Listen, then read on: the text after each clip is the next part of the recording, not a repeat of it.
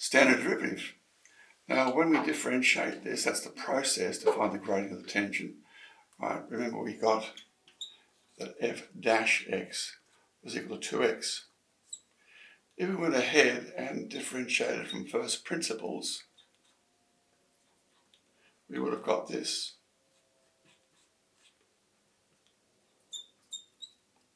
And then further, you would have got this.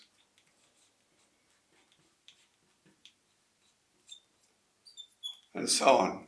So can you see the pattern? What's happening here?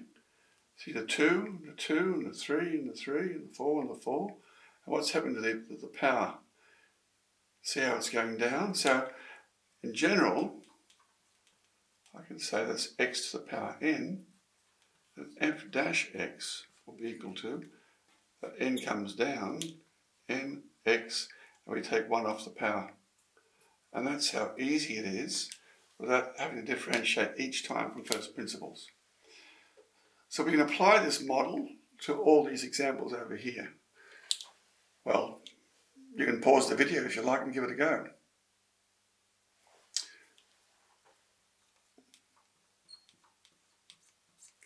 So when the 4 comes down and multiplies that 3, so it gives me 12x, take 1 off, 3. 2 comes down, multiplies, 4, take 1 off, x. Now you don't need the rule for this because that is the coefficient of this is just 1. And that of course is going to be 0 because when any parallel line is going to have a 0 gradient.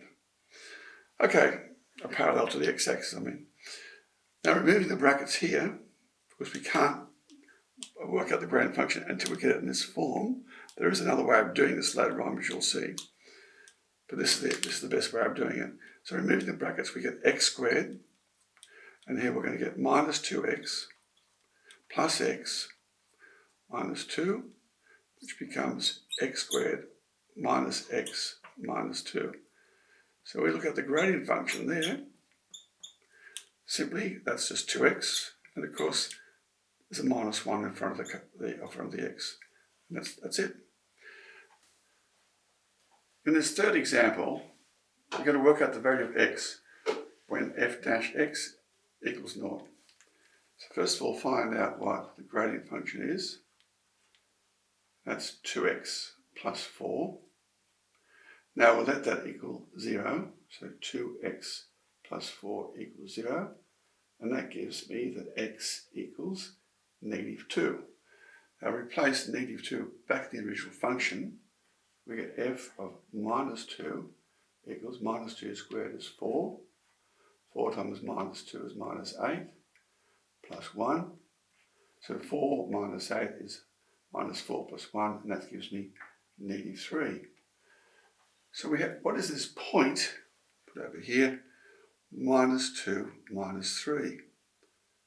Now remember, the stationary points occurred when the gradient function was 0.